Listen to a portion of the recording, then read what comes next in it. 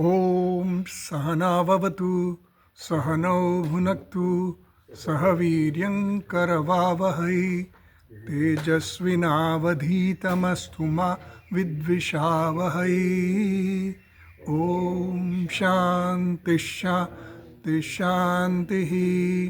ॐ पूर्णमदः पूर्णमिदं पूर्णात् पूर्णमुदच्यते पूर्णस्य पूर्णमादाय पूर्णमेवावशिष्यते। ॐ शान्ति शान्ति शान्तिः। श्रुतिस्मृतिपुराणानाम् आलयं करुणालयं नमामि भगवत्पादं शङ्करं लोकशङ्करं शङ्करं शङ्कराचार्यं केशवं बादरायणं सूत्रभाष्यकृतौ वन्दे भगवन्तौ पुनः पुनः। ईश्वरो गुरुरात्मेति मूर्तिभेदविभागिने व्योमवद्व्याप्तदेहाय दक्षिणामूर्तये नमः। ॐ आप्यायन्तु ममांगानि। नहीं, पहला हूँ बोलूँ तो मैं रिपीट करो। ओम आप्यायन्तु ममांगानि वाक् प्राणश्चक्षुश्रोत्रमथो बलमिन्द्रियाणि च सर्वाणि श्रोत्रमथो बलमिन्द्रियाणि च सर्वाणि सर्वं ब्रह्मोपनिषदम् माहं ब्रह्म निराकुर्याम् मा ब्रह्म निराकरोत् अनिराकरणमस्त्वनिराकरणं मे अस्तु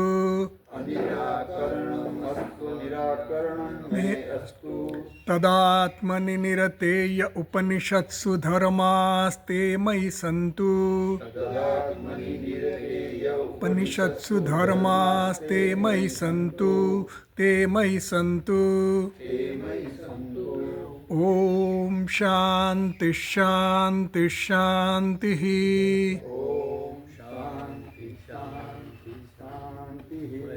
पहला मंत्र बोलिए।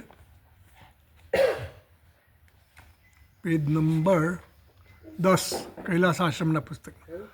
पेज नंबर 10 कैलासाश्रमના પુસ્તકમાં।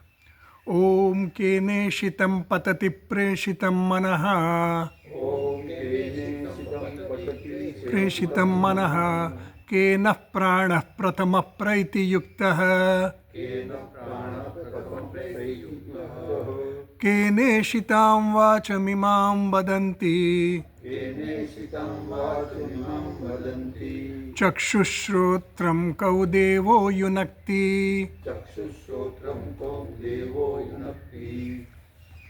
पेज नंबर 16 मंत्र बीजो। श्रोत्रस्य श्रोत्रं मनसो मनो यत् मनसो मनो यत् वाचोह वाचं सौ प्राणस्य प्राणः चक्षुषश्चक्षुरतिमुच्य धीराः चक्षुरतिमुच्य धीराः प्रेत्यास्माद् लोकादमृता भवन्ति। पेज नंबर 28 कैलासाश्रमના પુસ્તકમાં મંત્ર 3 न तत्र चक्षुर्गच्छति न वाग्गच्छति नो मनः न विद्मः न विजानीमः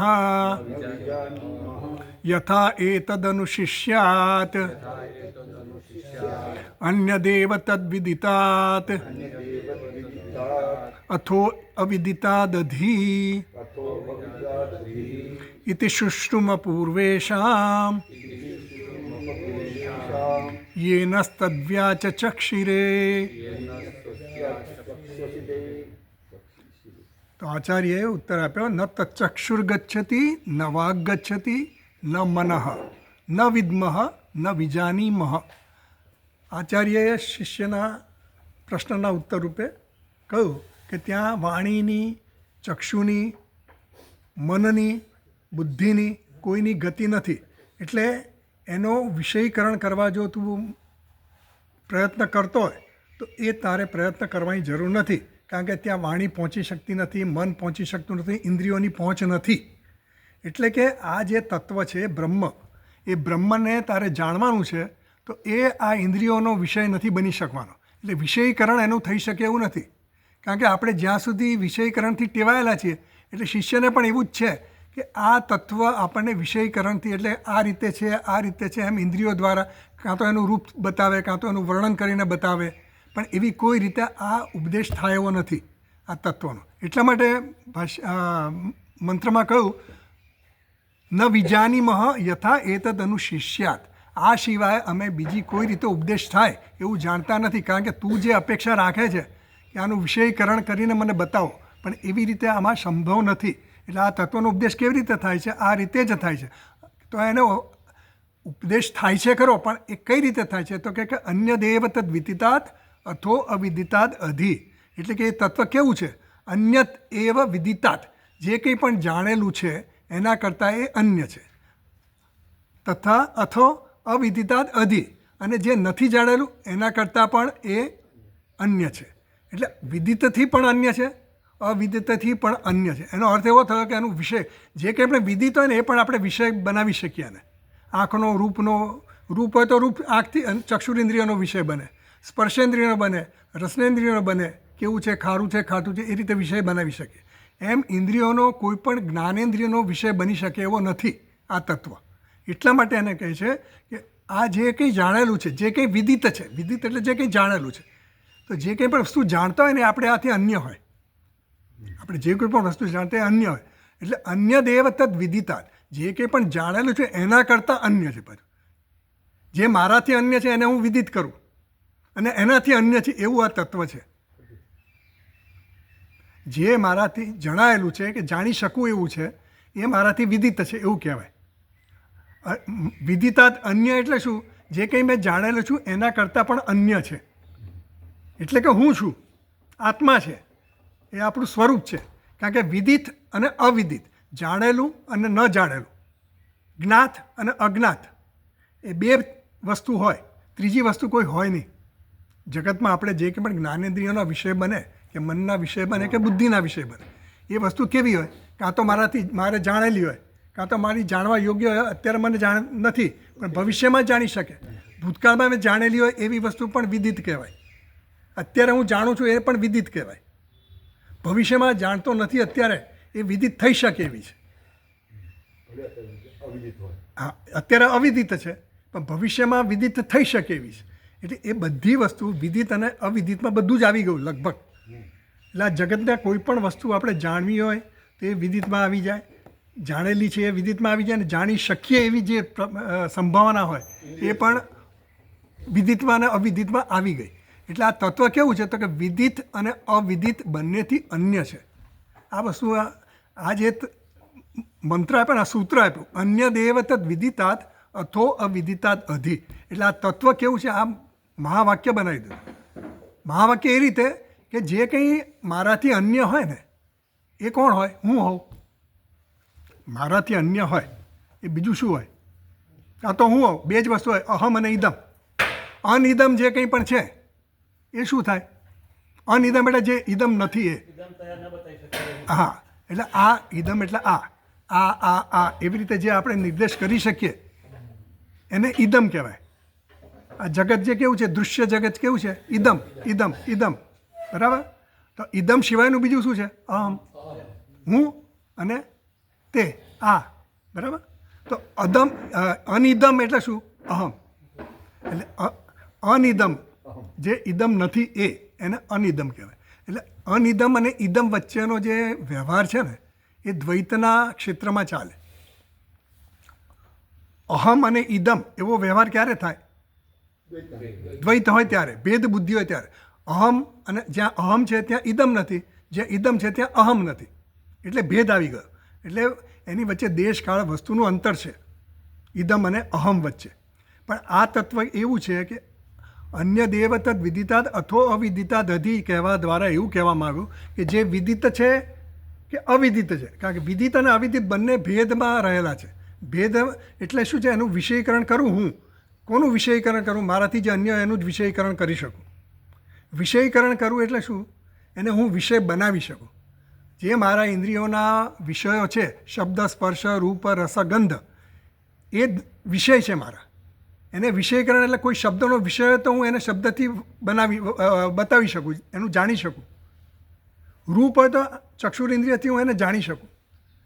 રસનેન્દ્રિયથી જાણી શકું. સ્વાદ હોય તો બધું ઇન્દ્રિય ગમ્ય છે. એટલે જે કંઈ પણ ઇન્દ્રિયોનો વિષય બને કે બની શકે એ બધું વિદિત અને અવિદિતમાં આવી ગયું. એનો સમાવેશ એમાં થઈ ગયો. તો આ તત્વનો જે ઉપદેશ કરે છે એ એવી રીતે કરે છે, એવી રીતે નથી કહેતા કે જો આ દેખાય છે ને સામે એ બ્રહ્મ છે, જો ફલાણા મંદિરમાં પેલું આકૃતિ છે ને એ બ્રહ્મ છે, પેલું આવું કંઈક આશીર્વાદ આપ્યા કરે છે ને એ બ્રહ્મ છે. સમજ પડે? એટલે જાતિ, ક્રિયા, ગુણ, સંબંધ એવી કોઈ રીતે શબ્દથી એનું વર્ણન થઈ શકે એવું નથી, એવું આપણને કીધું. એટલે આ બધાથી એ કંઈક ખાસ વિશેષ છે. એનું શું વિશેષ છે? એ બધાથી રહિત છે. એનું કોઈ આવી રીતે જ્ઞાન થઈ શકે નહીં. જેવી રીતે આપણે જાતિ હોય કોઈની કે આ બ્રાહ્મણ છે કે વૈશ્ય છે કે ક્ષત્રિય છે એવી રીતે એનું વર્ણન થાય, અથવા તો ક્રિયાથી વર્ણન થાય કે આ રસોઈયો છે કે ડ્રાઈવર છે કે ચાલક છે કે માળી છે કે ખેડૂત છે એવી રીતે વર્ણન થાય. તો એવું એ વર્ણન આનું થઈ શકતું નથી. આ તત્વ એવું છે. એટલે એમ કહે છે કે જાતિ, ગુણ, ક્રિયા જે શબ્દ દ્વારા આપણે વર્ણન કરી શકીએ. કોઈનો સંબંધી હોય, રાજપુરુષ એમ કીધું ને આપણે કે રાજાનો પુરુષ, કોઈની આપણે ઓળખાણ આપીએ તો આ કોણ છે ભાઈ? તો આ પ્રધાનમંત્રીનો સેક્રેટરી છે, આ પ્રધાનમંત્રીનો પીએ છે. એવું આપણે જે કહીએ એટલે ઓળખાણ આપીએ, એનો સંબંધ બતાવીને ઓળખાણ આપીએ. આનો પિતા છે કે આનો પુત્ર છે કે આનો મેનેજર છે કે જે કઈ રીતે. તો શબ્દ દ્વારા પણ આ તત્વનું વર્ણન થઈ શકતું નથી એવું કહ્યું. એટલે કે શબ્દ દ્વારા પણ જે કંઈ એટલે ઇન્દ્રિયોનો કોઈ પણ વિષય બને એ હંમેશા ભેદ બુદ્ધિથી જ હોય. ઇન્દ્રિય ગોચર કોઈ પણ વસ્તુ હોય ને એને આપણે કઈ રીતે જાણી શકીએ? એ મારાથી અન્ય હોય એવી રીતે જાણી શકીએ. એટલે મારો વિષય હોય દ્રષ્ટા અને દૃશ્ય, પ્રમાતા અને પ્રમેય.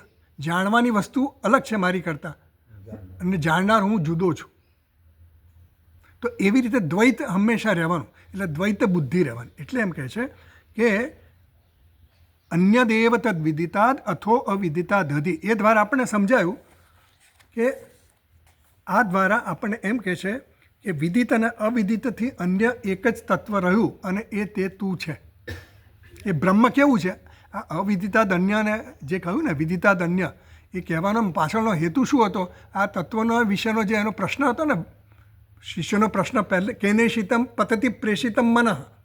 આ મન, વાણી, પછી પ્રાણ અને ચક્ષુ, આ બધી ઇન્દ્રિયો કોની પ્રેરણાથી પ્રવૃત્ત થાય છે એવો એનો પ્રશ્ન હતો. એના ઉત્તરમાં મંત્રમાં જવાબ આપ્યો કે ચક્ષુષ ચક્ષુ, શ્રોત્રશ શ્રોત્રમ, એવી રીતે જવાબ આપ્યો. પણ એ પહેલાં મને સમજાયું નહીં. એટલે પેલો હજી જોવા માગતો હતો, ચક્ષુથી જોવા માગતો હતો, સાંભળવા માગતો હતો. કંઈક મને સાંભળશે, કંઈક મંત્ર મને સંભળાશે, કંઈક સમાધિમાં બેસી જઈશ તો કંઈક દેખાશે. તો એમ કહે છે કે ન તત્ર ચક્ષુર ગચ્છતિ ન વાગ ગચ્છતિ. એટલે તારી ઇન્દ્રિયોને પણ ત્યાં પ્રવૃત્તિ કરવાની રોકી લે. એટલે એ દ્વારા તારે ભગવાન આચાર્ય શું કહે છે કે આ દ્વારા મંત્રમાં એવું કહેવામાં આવ્યું કે આ જે શિષ્ય જે છે એની જે નોર્મલ પ્રવૃત્તિ, સામાન્ય પ્રવૃત્તિ બધી ઇન્દ્રિયો દ્વારા જ જ્ઞાન પ્રાપ્ત કરવાની હતી. તો આને જાણવું છે તો એના માટે એણે શું કરવું? એટલે કે તું ચક્ષુની તારી જે પ્રવૃત્તિ ચક્ષુ દ્વારા જે કંઈ પણ થતી હોય, ચક્ષુ દ્વારા તું રૂપને જોવાનું કરતો હોય તો એનું કંઈક રૂપ છે એવી રીતે જોવાની પ્રવૃત્તિ તારી બંધ કરી દે. વાણી દ્વારા, શબ્દ દ્વારા તને કંઈક જ્ઞાન થતું હોય, હું તને કંઈ ઉપદેશ કરું અને તને કેમ ધ્વનિ આપી દઉં કંઈક એવો ઓમકાર કે અમુક મંત્ર આપી દઉં, તે મંત્ર બ્રહ્મ નથી. ટૂંકમાં કહેવાનો મતલબ શું છે કે શબ્દ દ્વારા જે કંઈ પણ તને રજૂ થાય, એ પ્રસ્તુત થાય, એ કંઈ બ્રહ્મ નથી. એ બ્રહ્મને નિર્દેશ કરનારું વાક્ય છે, બરાબર. ઓમ નમઃ શિવાય મંત્ર છે, પણ એ નિર્દેશ તત્વનો કરે છે, પણ સીધો એનો વાચ્યાર્થ નથી. જેમ આપણે કહીએ આ પુસ્તક છે તો આ વાચ્યાર્થ સીધો થયો, આ પુસ્તક છે, એમ એનો વાચ્યાર્થ નથી લેવાનો. એ શું છે? લક્ષ્યાર્થ છે. એટલે એ દ્વારા એમ કહે ન તત્ર ચક્ષુર્ગચ્છી ન વાગ ગચ્છી, એટલે ઇન્દ્રિયોની પ્રવૃત્તિ તારી રોકાઈ જાય, ઇન્દ્રિયોની પ્રવૃત્તિનો પ્રયત્ન હવે છોડી દે, મનનો પ્રયત્ન છોડી દે, બુદ્ધિનો પ્રયત્ન છોડી દે. ઇન્દ્રિયોમાં મન આવી જાય અને આપણે સેપરેટ મન એમને લીધું એમ ચક્ષુને બધા અલગ અલગ લીધા એટલે આપણે ઇન્દ્રિયો 5 અને મન, આમ 5 કર્મેન્દ્રિયો, 5 જ્ઞાનેન્દ્રિય અને મનને પણ ઇન્દ્રિયોમાં ગણાતું હોય છે. પણ આપણે મન જુદું બોલ્યું કારણ કે આમાં અહીંયા મન છે એટલે પછી આપણને પ્રશ્ન થાય પાછું મનનું શું, એની કરતાં મન પણ આવી ગયું. એટલે ત્યાંથી તારી પ્રવૃત્તિ બંધ કરી દે. એટલે કીધું કે અન્ય દેવ પૃથક એવ તદ્યત પ્રકૃતમ શ્રોત્રાદીનામ શ્રુત.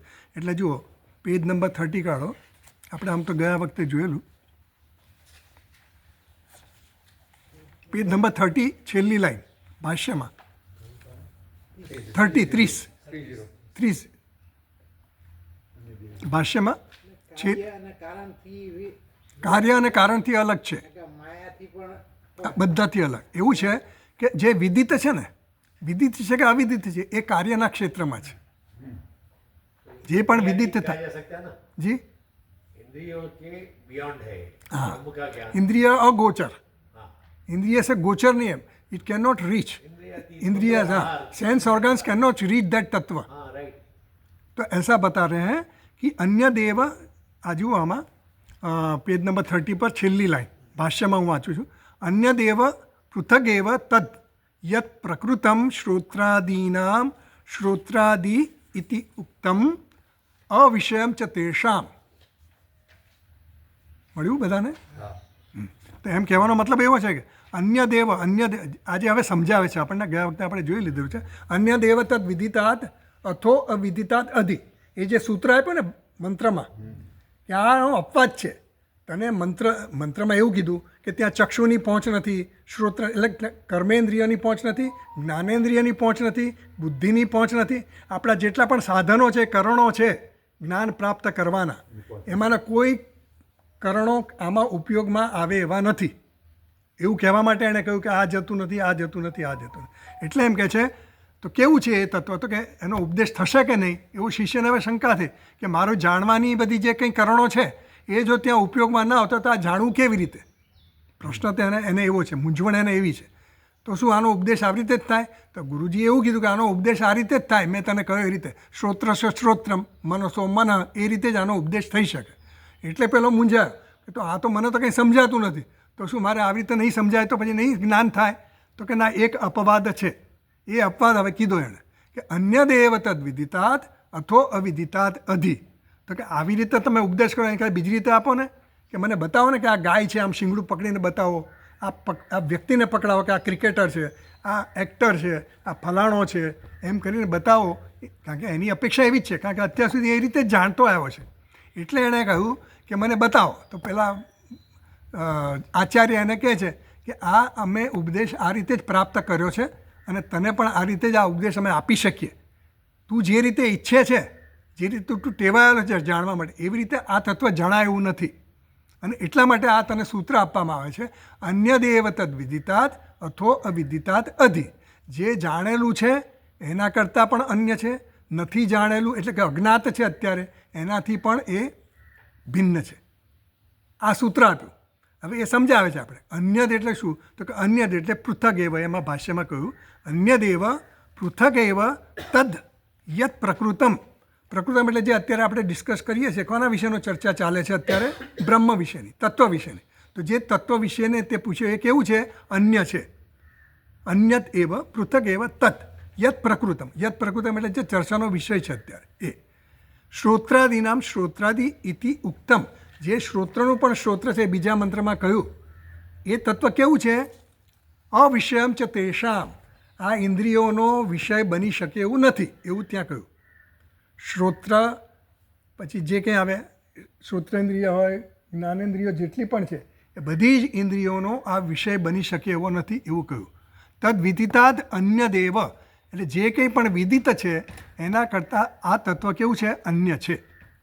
પછી આગળ વાંચું છું પેજ નંબર 32 પર. વિદિતમ નામ યદ વિધિક્રિયા.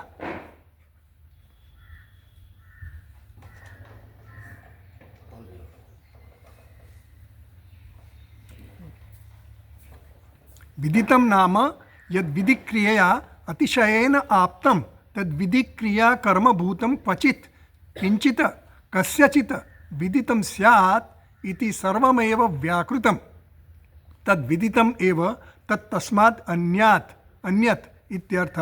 એટલે એમ કહેવા માગે છે કે વિદિતમ ના, વિદિત કોને કહેવાય? વિદિત એટલે જે કંઈ પણ મારી જાણવાની ક્રિયાનો વિષય હોય એને વિદિત કહેવાય. મારી જાણવાના ક્રિયાનો વિષય, આજે કંઈ પણ વસ્તુ આપણે જાણવી, ઘડો જાણવો છે તો ઘડા જાણવાને વિધિ ક્રિયા એટલે કે જે મારી ઇન્દ્રિય જે છે, ચક્ષુર ઇન્દ્રિય, એ ઘડાને વ્યાપ્ત કરે. એક આપણામાં ઘટાકાર વૃત્તિ જન્મે. જે કંઈ પણ વિષયને આપણે જોઈએ એ વિષયાકાર વૃત્તિ જન્મે, અને જન્મ્યા પછી એ વૃત્તિ જ્યારે મનમાં એ વૃત્તિ હોય ત્યારે એને પ્રકાશિત કોણ કરે? આ તત્વ પ્રકાશિત કરે, અને ત્યારે એનું જ્ઞાન આપણને થાય. મોટા ભાગના વિષયોનું જે જ્ઞાન થાય છે ને આપણને, એ બધા વૃત્તિ જ્ઞાન છે. વૃત્તિ જ્યારે જન્મે ત્યારે જ જ્ઞાન થાય. જો વૃત્તિ ન જન્મે, ભલે સામે ઊભા હોઈએ, પણ તો મન જો એની પાછળ હોય તો વૃત્તિ આકાર ન બને. હા, એટલે વૃત્તિ વ્યાપ્તિ થાય, અને વૃત્તિ વ્યાપ્તિ થયા પછી ફલ વ્યાપ્તિ થવી જોઈએ. એટલે કે એમાં પ્રતિબિંબિત થયેલું ચૈતન્ય જ્યારે એને ઉજાડે તો જે થાય, એટલે પ્રકાશિત થવું જોઈએ. પ્રક્રિયા આખી એવી છે કે જ્યારે વિષયનો સંપર્ક કરે ઇન્દ્રિય, એ આકારનું બને. જેમ પાણી હોય ને, પાણી તો આપણે ખેતરમાં પેલા ક્યારામાં પાણી જાય તો ક્યારાનો જે આકાર એવો આકાર ગ્રહણ કરી લે. એમાં મન જે છે એ વિષયમાં જાય, વિષયનો આકાર, ઘડા આકારનો ગ્રહણ કરે. એ આકાર ગ્રહણ થયો પછી એ આકારને પ્રકાશિત ન થાય ત્યાં સુધી જ્ઞાન ન થાય. એ આકાશમાં પ્રતિબિંબિત થયેલું જે ચૈતન્ય છે એ પ્રકાશિત એને કરે ત્યારે આપણને જ્ઞાન થાય. આ એક પ્રોસેસ છે બધી. એટલે આપણને વૃત્તિ જ્ઞાન થાય છે, અને વૃત્તિથી જ આપણે જ્ઞાનથી ટેવાયેલા છે. ઉપદેશમાં પણ એવું છે કે અહમ બ્રહ્માસ્મિ સુધી એ વૃત્તિ જ આવશે. જ્યારે ઉપદેશ પણ કરે છે ને, બીજા બધા આપણા ઉપનિષદોમાં અહમ બ્રહ્માસ્મિ કે તત્વમસી કે જે કંઈ ઉપદેશ છે ને, એ બધા શું છે? વૃત્તિ જ્ઞાનથી જ થાય છે. છેલ્લે આપણે આ બધા ઉપદેશ વાક્ય છે, તત્વમસી એ બધા ઉપદેશ વાક્ય છે. હા, પણ અહમ બ્રહ્માસ્મિ એ શું છે? એ મને જ્ઞાન થયું, પણ એ વૃત્તિ છે હજી જ્ઞાન. એ વૃત્તિનું જ્ઞાન છે. અહમ બ્રહ્માસ્મિ એ પણ એક આકાર વૃત્તિ છે. એ વૃત્તિ પણ પછી નિર્મૂળ થઈ જાય. કારણ કે એ પછી શું છે? કારણ કે જે આ તત્વ છે ને, ત્યાં વૃત્તિની પણ જરૂર નથી, કારણ કે સ્વયં પ્રકાશ છે. જે વસ્તુ પરપ્રકાશ્ય હોય ને, એને પ્રકાશિત કરવા માટે બ્રહ્મની જરૂર પડે કે આત્માની જરૂર પડે કે પરમાત્માની જરૂર પડે. પણ આ કેવું છે? આ તત્વ કેવું છે? પોતે સ્વયં પ્રકાશ જ છે. હું જે છે એ હુંને પ્રકાશિત કરવા મારે કોઈ ઇન્દ્રિયોની જરૂર પડે? હું, આપણો હું, જે આપણે હું કહીએ છીએ, એને પણ પ્રકાશિત કરવા માટે કંઈ જરૂર પડે? ન પડે. આપણને કોઈ પણ વસ્તુની પ્રકાશિત કરવાની જરૂર ક્યારે પડે? જ્યારે એ પરપ્રકાશ હોય, જળ હોય. જે અનાત્માના ક્ષેત્રમાં આવતું હોય ને એ બધું જડ છે. આત્મા કેવો છે? આત્મા એક જ કેવો છે? ચેતન છે. આત્મા સિવાયની બધી જ વસ્તુ યદ દૃશ્યમ તદ જડમ, જે કંઈ દેખાય છે ને એ જડ છે. હવે આ સમજવું બહુ વિચાર માગી લે છે. જે દેખાય છે જડ છે. હું તો ચાલું છું, હાલું છું, તમે ચાલો છો, હાલો છો, પણ આપણને દેખાય છે શું? શરીર દેખાય છે. આપણને દેખાય છે શું? માણસો દેખાય, ચાલતા હાલતા પક્ષીઓ દેખાય છે, બધું જ દેખાય છે, પણ એ બધાના શરીર દેખાય છે. એટલે ઉપાધિઓ દેખાય છે. આપણે ઉપાધિને હાલતી ચાલતી જોઈએ છીએ, પણ એ પોતાની જાતે ચાલતી હાલતી નથી. આ શરીર એની જાતે હાલતું ચાલતું નથી. એની પાછળ જે આ ચેતન તત્વ છે એને પ્રકાશિત કરનારું એટલે ચેતનતા પ્રદાન કરનારું, ત્યારે આ બધી વસ્તુ પ્રવૃત્તિ કરી શકે. પોતાની જાતે આ પ્રવૃત્તિ ન કરી શકે. એટલે જે કંઈ પણ પરપ્રકાશ્ય હોય એને જડ કહેવાય. જડ એટલે આપણે જેને જડ કહીએ છીએ એવી રીતનો નહીં જડ, પણ જડ એટલે વેદાંતમાં જડ એટલે પરપ્રકાશ્ય. તો એવું આ તત્વ છે. એટલે કે વિદિતમ નામ યદ વિધિ ક્રિયા અતિશયન આપતમ, એટલે વિધિ ક્રિયા એટલે જાણવાની ક્રિયાથી જે સમગ્ર વસ્તુને કે વિષયને વ્યાપીને રહેલું છે, એ જે છે એ સર્વમેવ વ્યાકૃતમ. એ કેવું છે? વ્યાકૃત એટલે વ્યક્ત છે, કાર્ય છે. આપણને જે કંઈ દેખાય છે એને કાર્યના ક્ષેત્રમાં આવે. જ્યાં પણ કાર્ય હોય, વૃક્ષ દેખાય છે, વૃક્ષ કેવું છે? કાર્ય છે. બીજ દેખાતું નથી તો બીજ શું કહેવાય? કારણ કહેવાય. કારણ કેવું હોય? અવ્યક્ત હોય. કાર્ય કેવું હોય? વ્યક્ત હોય. કાર્ય કેવું હોય? જડ હોય. કારણ પણ જડ કહેવાય, પણ કારણ જે છે એ કંઈ પણ પ્રવૃત્તિ કરતું દેખાય તો એમાં ચેતન તત્વ છે. તો આ બીજ પણ હોય તો બીજને શેકી નાખો તો એમાંથી એ તત્વ જતું રહે, એની જે પોટેન્શિયલ જે છે એની સંભાવના એમાંથી અંકુર ઉત્પન્ન કરવાની એ જતી રહે, પછી એ જળ થઈ જાય. પણ ટૂંકમાં કહેવાનો મતલબ એવો છે કે સર્વમ એવ વ્યાકૃતમ તદ્વત તદ વિદિતમ એવ તત્ તસ્માદ અન્યત. જે કંઈ પણ વિદિત છે એ અન્ય છે, જે કંઈ પણ વિદિત છે એ અન્ય છે, એટલે આ તત્વથી અન્ય છે, બ્રહ્મથી અન્ય છે. હવે આગળ હા, તસ્માત એટલે તેથી, એ તદ અન્યત એ બ્રહ્મથી અન્યત છે એવું કહ્યું. આગળ કહ્યું અવિદિતમ અજ્ઞાતમ તર્હિ પ્રાપ્તે આહ. તો પછી અજ્ઞાત છે એવું થયું. તમે એમ કીધું કે જે જ્ઞાત છે એ બ્રહ્મ નથી, તો શું અજ્ઞાત છે એ બ્રહ્મ છે? એવું થાય ને નેચરલી. આ નથી તો આ છે, તું નહીં આવ તો હું ના આવું તો પેલો આવે, એવું આપણે વિકલ્પ સતત જ આપણે એને પૂછીએ ને કે આ નહીં તો આ, તો એમ કહે છે કે તમે વિદિત નથી એવું કીધું, આ બ્રહ્મ એ વિદિત નથી એવું તમે કહ્યું, તો શું અવિદિત છે એવો પ્રશ્ન છે. આમ તો આપણે ગયા વખતે જોઈ ગયા છીએ, પણ થોડા રિપીટ કરીએ. અથો અવિદિતાદ વિદિત વિપરીતાદ અવ્યાકૃતાદ અવિદ્યાલક્ષણાદ વ્યાકૃત બીજાત અધિ. તો કે છે ના એવું નથી, વિદિત કરતાં પણ અન્ય છે અને અવિદિત એટલે કે અજ્ઞાત કરતાં પણ આ તત્વ કેવું છે? અન્ય છે. અન્ય દેવ તદ વિદિતાદ અથો અવિદિતાદ અધિ. વિદિતાદ કરતાં પણ અન્ય અને અવિદિતાદ કરતાં પણ અન્ય છે આ તત્વ. એટલે આ તત્વની આપણને ઓળખાણ આપે છે. જેને પણ તું વિદિત માને છે, વિદિત કરે છે કે વિદિત માને છે એ બ્રહ્મ નથી. જેને તું અવિદિત જાણે છે એ પણ હું નથી જાણતો એ રીતે પણ હું જાણું તો છું ને. અવિદિત છે મને અમેરિકાની કંઈ ખબર નથી એ રીતે તો હું જાણું છું ને. અવિદિત રીતે પણ હું જાણું છું. એવી ઘણી વસ્તુઓ છે. સંસ્કૃત હું જાણતો નથી, ફ્રેન્ચ લેંગ્વેજ હું જાણતો નથી, એ રીતે હું નથી જાણતો એ રીતે પણ હું જાણું છું. હા, એટલે અભાવ તરીકે હું જાણું છું. મને અજ્ઞાનનું પણ જ્ઞાન છે. જેમ પેલો હોલ ખાલી થઈ જાય ને પછી પેલાને કહે ને જ્યાં જોયા છે બધી લાઇટો બંધ થઈ ગઈ કે નહીં, તો કે હા બધી લાઇટ બંધ થઈ ગઈ. હવે નથી, લાઇટ બંધ થઈ ગઈ તો એને દેખાયું તો ખરું ને કે અંધારું છે એવું દેખાયું ને, એટલે એ તો જાણ્યું ને એણે. એટલે જે નથી અજ્ઞાત છે, કંઈ દેખાતું નથી, ફર્નિચર બની છે કંઈ દેખાતું નથી, અંધારું છે એટલે આવીને કહે છે કે ના બધું બંધ છે, કંઈ દેખાતું નથી, મને દેખાતું નથી એટલે નથી એવું નથી. નથી છતાં હા એટલે નથી એટલે એવું. એટલે જે અવિદિત છે ને, અજ્ઞાત છે ને, એ પણ કેવું છે? આ તત્વથી અન્ય છે એવું કહેવાનો મતલબ છે. જે જ્ઞાત છે અને જે અજ્ઞાત છે એનાથી પણ આ તત્વ અન્ય છે. એટલે તું એમ માનતો હોય કે અત્યારે હું જાણતો નથી તો પછી હું જાણી શકીશ, તોય પાછું વિષયીકરણ કરવાનો વાર આવ્યો. એટલે ઇન્દ્રિયથી જાણી શકાય, હું જાણતો નથી અત્યારે પણ ઇન્દ્રિયથી ભવિષ્યમાં જાણી શકાય એવું પણ નથી, એવું પણ નથી. એટલે હા હા, કારણ કે જે કંઈ પણ વસ્તુ આપણે ઇન્દ્રિય દ્વારા જાણીએ ને એમાં ભેદ બુદ્ધિ આવી જાય, દ્રષ્ટા દૃશ્યનો ભેદ આવી જ જાય. હા, એટલે આપણે ગયા વખતે વાત થયેલી કે અવ્યક્ત હોય વસ્તુ. અત્યારે મને અવ્યક્ત છે, અત્યારે મને ખબર નથી. મેં તે વખતે કુતુબ મિનારનો દાખલો આપ્યો હતો કે તો પીઝાનો મિનારો આપણે જાણતા નથી, હવે નથી જાણતા બરાબર, હું ભવિષ્યમાં જાણી શકું. એટલે અવ્યક્ત બે પ્રકારના હોય. અત્યારે અવ્યક્ત હોય, ઝાડનું મૂળ મને દેખાતું નથી, વૃક્ષ દેખાય છે પણ વૃક્ષનું મૂળ દેખાતું નથી, તો હું ખોદીને વૃક્ષનું મૂળને જોઈ શકું. અત્યારે અવ્યક્ત છે પણ હું પછી એને વ્યક્ત કરી શકું છું પ્રયત્નથી. આ તત્વ જે છે એ પ્રયત્નથી પણ પ્રાપ્ત થાય એવું નથી, એવું અવ્યક્ત છે. નિત્ય અવ્યક્ત છે. એક અનિત્ય અવ્યક્ત હોય. અનિત્ય એટલે કેવું કે ભવિષ્યમાં પણ એ કરી શકાય વ્યક્ત. હા, એ બધી આપણે વાત થયેલી ગયા વખતે. એટલે એમ કહે છે અથો અવિદિતાદ તદ વિદિત વિપરીતાદ અવ્યાકૃતાદ અવિદ્યાલક્ષણાદ વ્યાકૃત બીજાદ અધિ. એટલે જે વ્યાકૃત બીજ છે એટલે જગત છે જ, આખું જગત આખું છે અજ્ઞાનનું કારણ છે અને અવિદ્યાનું કારણ છે. અને એમાંથી બનેલું આ નામ રૂપાત્મક જગત છે કેવું છે? વિદિત, અમુક વિદિત છે અમુક અવિદિત છે. તો આખું સમગ્ર જગત કેવું આવી ગયું? વિદિત અને અવિદિતમાં સમાઈ ગયું. એટલે આ તત્વ જે છે એ જગતમાંથી તું નામકરણ કરીશ કે વિષયીકરણ કરીશ એવું નથી. એટલે તું એને હવે છોડી દે.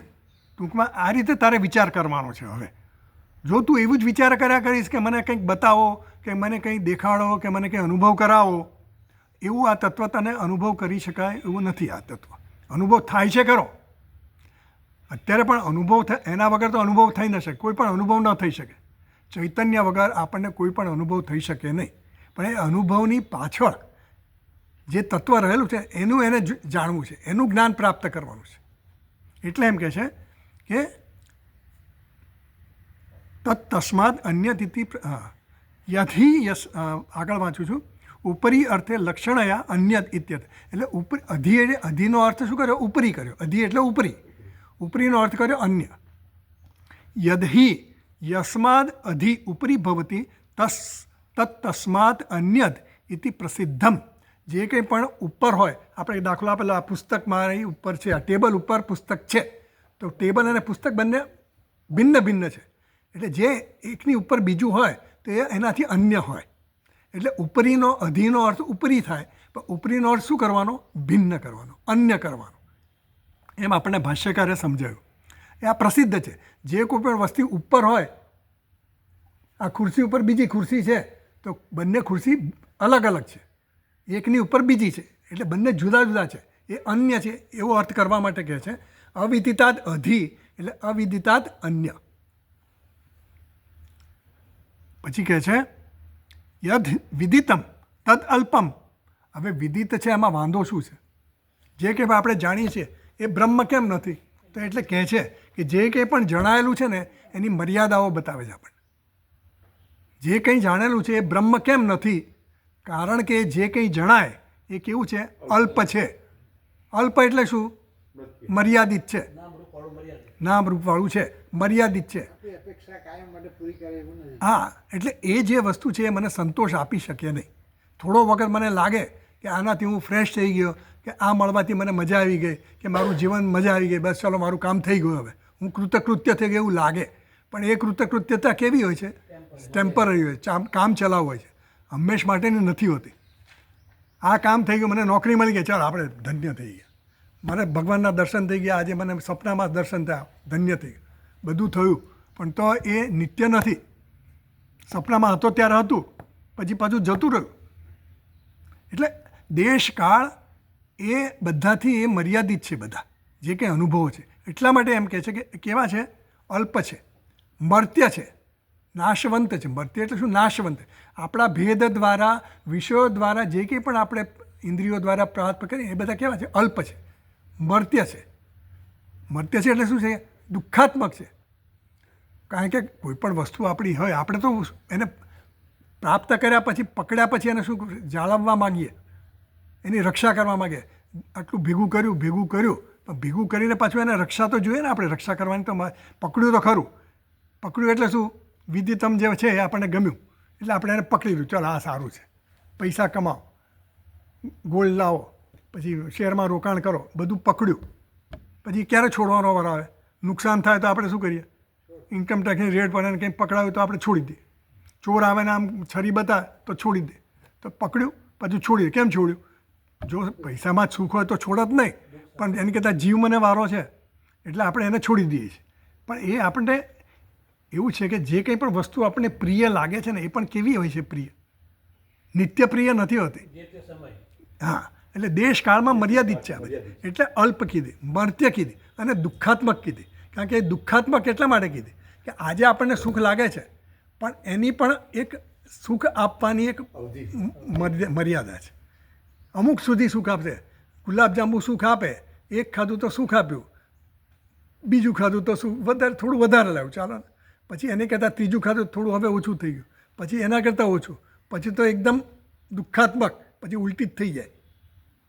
એટલે દરેક વસ્તુનો સ્વભાવ આવો જ છે એમ કહેવા માગે છે. એટલે યદ વિદિતમ, જે કંઈ પણ જાણેલું છે દૃશ્ય જગતમાં, જે કંઈ પણ તમે જાણો એ કેવું છે? તદ અલ્પમ મર્ત્યમ દુઃખાત્મકમ ચ ઇતિ હેયમ. અને એટલા માટે શું કરવાનું છે? દુઃખાત્મક હોય એટલે શું કરવું પડે? છોડી દેવાનું હોય. આ કોને કહેવામાં આવે છે? આ શિષ્યને કહેવામાં આવે છે કે આ ત્યાજ્ય છે. એટલે તારી પ્રવૃત્તિ આ બધા બાહ્ય વિષયોમાં જે પડે છે અત્યારે, તું જે રીતે જોવા માગે છે, જે રીતે કરે છે એ બધી છોડી દે. એટલે હેયમ એટલે યદ દૃશ્યમ તદ જડમ તસ્માદ હેયમ, એને છોડી દેવાની, એટલે હા એ છોડવાની, આ એને નિયમ આપી દીધો. તસ્માત વિદિતાદ અન્યત બ્રહ્મ ઇતિ ઉક્તે તું અહેયત્વમ ઉક્તમ સ્યાત, એટલે બધી વસ્તુ છોડવાની કીધી, બધી હે કીધી, ત્યાજ્ય કીધી. વિદિત એટલે ત્યાજ્ય, તો અવિદિત એટલે શું થયું? અત્યાજ્ય એવું થયું. એટલે કહે છે કે આ જે તમે તત્વ વિશે કહ્યું, આ તત્વ કેવું છે? વિદિત અને અવિદિતથી અલગ છે. તો વિદિતથી અલગ, વિદિત કેવું છે? હેયમ છે, ત્યાજ્ય છે. તો આ જે તત્વ છે કેવું થવું જોઈએ? અત્યાજ્ય થવું જોઈએ, અહેયમ થવું જોઈએ. સમજ પડે ને? આ વિરોધાભાસ બતાવે છે. આપણને કોઈ કેમ ને તું ત્યાં જા, તો ત્યાં ન જાઉં, સારું નહીં જાઉં તો ક્યાં જવું? બીજો વિકલ્પ તો પૂછીએ ને. એમ આનો વિકલ્પ શું? આ ન કરવાનું તો પછી શું કરું? ત્યાગ કરી દેવાનો, તો શેને પકડું? ઉપાદેય શું કરું? એમ. એટલે આપણે એ ધંધો કરતા જોઈએ છે ને. આપણે એક છોડી અને બીજું પકડીએ ક્યારે? સારી નોકરી મળતી હોય તો જૂની છોડી દઈએ, ઉપર ચડવું હોય તો નીચેનું પગથિયું છોડીએ અને ઉપરનું પકડીએ, પછી ત્રીજું પકડીએ, પછી છોડતા જઈએ તો જ પકડતા જવાય ને. એટલે પકડ અને છોડ તો આપણું ચાલુ જ છે જીવનમાં. પકડવું અને છોડવું, પકડવાનું છોડવું, એટલે હેયમ અને ઉપાદેયમ એવું છે, એમ કહે છે. એટલે તસ્માદ વિદિતાદ અન્યત બ્રહ્મ ઇતિ ઉક્તે હેયત અહેયત્વમ ઉક્તમ. એટલે બ્રહ્મ કેવું છે? અહેય છે, બ્રહ્મ અત્યાજ્ય છે. એટલે જે કંઈ પણ ત્યાગનો વિષય બને એ બ્રહ્મ નથી. ટૂંકમાં કહેવાનો સાર એવો થયો જે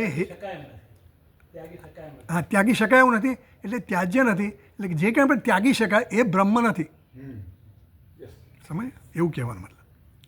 તથા અવિદિતાદ અધિ ઇતિ ઉક્તે અનુપાદેયત્વમ ઉક્તમ સ્યાત. એવી જ રીતે જે અવિદિત છે, અવિદિત છે એ કેવું છે? ઉપાદેય છે. ઉપાદેય એટલે પ્રાપ્ત કરવા યોગ્ય છે. જે મારી પાસે અવિદિત એટલે જે મેં જાણેલું નથી. અત્યારે મને સંસ્કૃત આવડતું ન હોય, ઇંગ્લિશ આવડતું ન હોય, તો મારે જાણવું છે, તો એ જાણવાનો વિષય બન્યો ને, તો એ કેવો બન્યો? ઉપાદેય બન્યો, પ્રાપ્ત કરવા યોગ્ય બન્યો. તો આ બ્રહ્મ કેવું છે? વિદિતાદ અન્ય અને અવિદિતાદ અન્ય કીધું ને, તો અવિદિત કરતાં પણ અન્ય છે, એટલે ઉપાદેય કરતાં પણ અન્ય છે. જે કંઈ પ્રાપ્ત કરવા યોગ્ય છે એના કરતાં પણ અન્ય છે, એટલે અનુપાદેય કીધું. ઉપાદેયથી અન્ય એટલે અનુપાદેય, અનઉપાદેય એનો નેગેટિવ. તો ઇતિ ઉક્તે અનુપાદેયત્વ ઉક્તમ છે. એટલે બ્રહ્મ કેવું થયું હવે? અહેય થયું અને અનુપાદેય થયું. ત્યાજ્ય નથી એવું થયું અને પ્રાપ્ય નથી એવું થયું. બ્રહ્મને પ્રાપ્ત પણ ન કરી શકાય એવું છે અને છોડી શકાય એવું પણ, છોડી ન શકાય એવું પણ છે. હા એવું છે. એટલે જે કંઈ પણ છોડી શકાય એવું છે, જે કંઈ પ્રાપ્ત કરી શકાય એવું છે, એ બ્રહ્મ નથી. આ એનો આપણને અર્થ સમજાયો. જે કંઈ હું પકડું છું, પકડી શકું, જે કંઈ હું છોડી શકું, એ બ્રહ્મ નથી. ટૂંકમાં બ્રહ્મ કેવું છે? પકડી શકાય એવું પણ નથી, છોડી શકાય એવું પણ નથી. કારણ કે છોડી કોને શકાય? જે મારાથી અન્ય હોય એને છોડી શકું. બ્રહ્મ મારું પોતાનું સ્વરૂપ છે. મારા પોતાના સ્વરૂપને હું છોડી શકું? હું મને છોડી ન શકું, બીજાને છોડી શકું. મેં પકડ્યું, આજ પેન પકડી હોય તો પેનને છોડી શકું, મારા હાથને છોડી શકું? મારા અંગને છોડી ન શકું. જે મારું હું છે, આખો હું એને ન છોડી શકું, પકડી ના.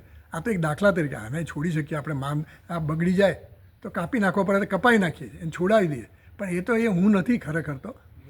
હા, એટલે જે છોડી શકાય કે જે પકડી શકાય એ હું નથી, એવું સમજાયું. એટલે ટૂંકમાં જે પકડી શકાય અને જે છોડી શકાય એ સિવાયનું તત્વ હવે કયું રહ્યું? હું રહ્યો. એટલે કે આત્મા, હું જે છોડી શકું છું, હું જે પકડી શકું છું, એ તત્વ છે, એ બ્રહ્મ છે. અને એ કોણ છે? હું છે. આવું સમજાયું. એટલે આ મહાવાક્ય એટલા માટે કીધું કે આત્મા અને બ્રહ્મનું ઐક્ય ત્યાં સ્થાપિત કર્યું આ વાક્ય દ્વારા. આગળ પચોડો 34મા પાના પર જઈએ આપણે.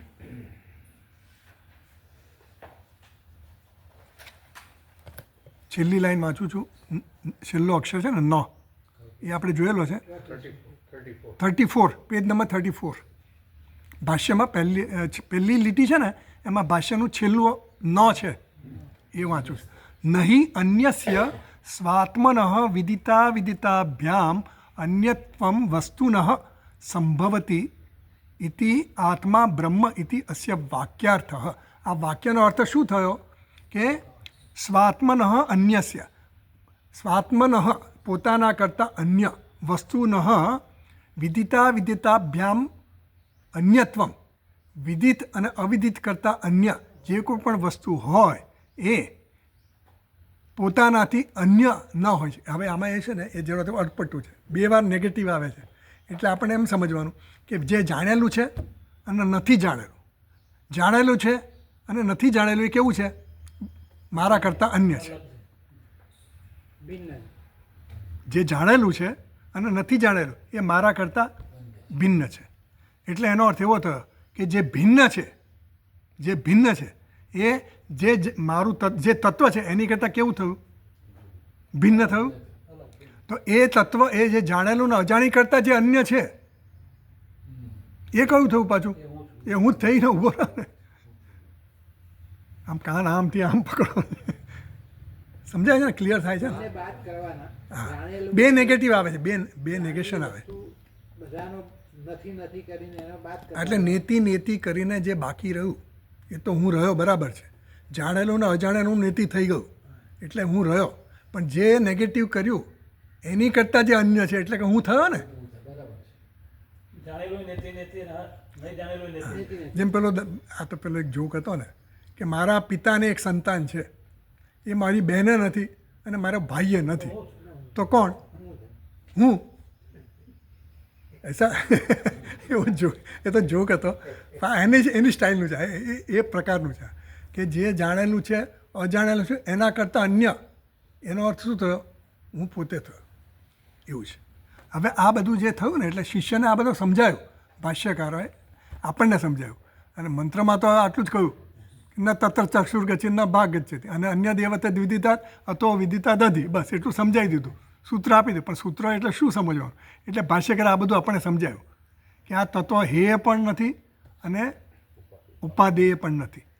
એટલે હવે આના માટેના તમારી પાસે બીજા કોઈ એવા ઉદાહરણો છે? તમે આ કઈ રીતે કહ્યું? આ અર્થ આવી રીતે કર્યો તમે કે આ બ્રહ્મ થઈ ગયું એક રીતે થયું. વિદિત અને અવિદિતથી અન્ય એ બ્રહ્મ છે એવું તમે લાવ્યા ક્યાંથી? અને આત્મા અને બ્રહ્મ એક છે એવું લાવ્યા ક્યાંથી? એવું કેવી રીતે નક્કી કર્યું? એના માટે હવે ભાષ્યકાર છે ને ઉદાહરણો આપે છે શ્રુતિમાંથી. તો વાંચીએ હવે આગળ. આટલે સુધી આપણે ગયા વખતે કરેલું. આ તો રિપીટ એટલા માટે કે થોડું કન્ફ્યુઝન છે ને એટલા માટે. ચાલો આગળ વાંચીએ. અયમાત્મા બ્રહ્મ એ આત્મા અપહત પાપમાં યત સાક્ષાદ અપરોક્ષાદ બ્રહ્મ ય આત્મા સર્વાંતર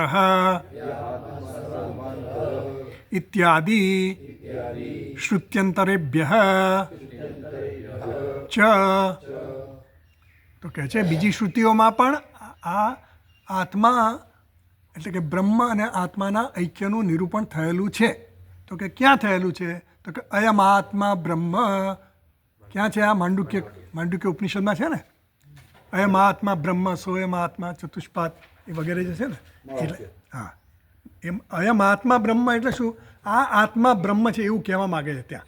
આ આત્મા આપણે આત્મા કહીએ એટલે શું? મારો આત્મા આમ કહે છે એમ કહીએ ને આપણે. તો મારો આત્મા એટલે શું?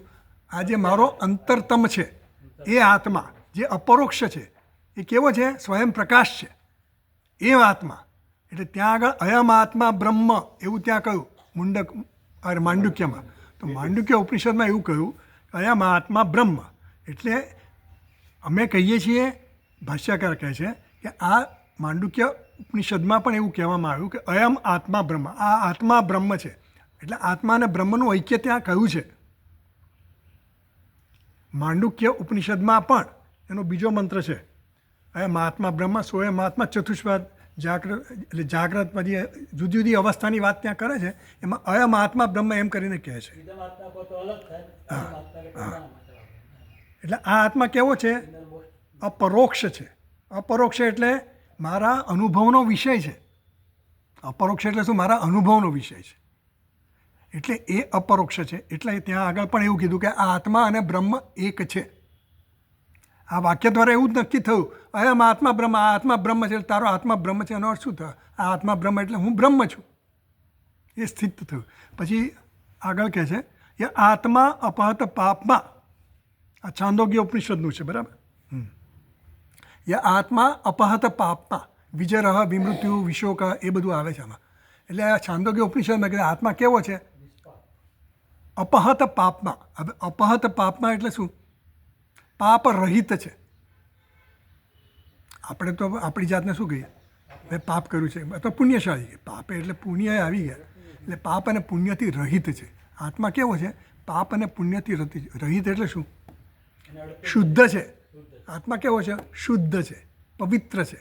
એને કંઈ એની સત્તા અલગ છે, એને કંઈ અડતું નથી. આપણે કંઈ હું દુઃખી થઈ ગયો, હું ગંદો થઈ ગયો, હું અશુદ્ધ થઈ ગયો, મારે નાહવું પડશે. આત્માને નાહવું નથી પડતું. આત્માને કંઈ અશુદ્ધિ લાગતી નથી.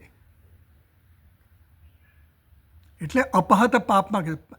એટલે સનત સુજાતી, આપણે તો મોટામાં મોટું પાપ સનત સુજાતીમાં કીધું, યો અન્યથા સંતમ આત્માનમ અન્યથા પ્રતિપદ્યતે. જે આત્માને પોતાની કરતાં અન્ય માને, આત્માને બીજું માને, જે આત્માનું સ્વરૂપ છે ને એની કરતાં એને જુદી રીતે માને. જુદી રીતે માને એટલે શું? કર્તા માને, ભોગતા માને, દુઃખી માને, અલ્પ માને. આત્માને હું દુઃખી છું, હું અલ્પ છું, હું કર્તા છું, હું ભોગતા છું, હું અજ્ઞાની છું, મર્યાદિત છું, દેશમાં મર્યાદિત છું, કાળમાં મર્યાદિત, આ બધું આપણે આત્માને કહીએ છીએ ને. હું એટલે આત્મા. તો આ બધી અશુદ્ધિ છે. અશુદ્ધિ એટલા માટે હું અપૂર્ણ છું. એ શું થયું? અશુદ્ધિ થઈ. કોની અશુદ્ધિ થઈ? આત્મામાં અશુદ્ધિ જોઈ મેં. આત્માને મેં અશુદ્ધ કીધું. હું અપૂર્ણ છું એટલે આત્મા અપૂર્ણ છે એવું કહ્યું. આત્મા કેવો છે? પૂર્ણ છે. છતાં હું એને શું કહું છું? અશુદ્ધ છે. હું અલ્પ છું, દુઃખી છું. એટલે ઉપાધિની સાથેના આપણે શરીરના ધર્મો આપણે લગાવીએ જ છીએ.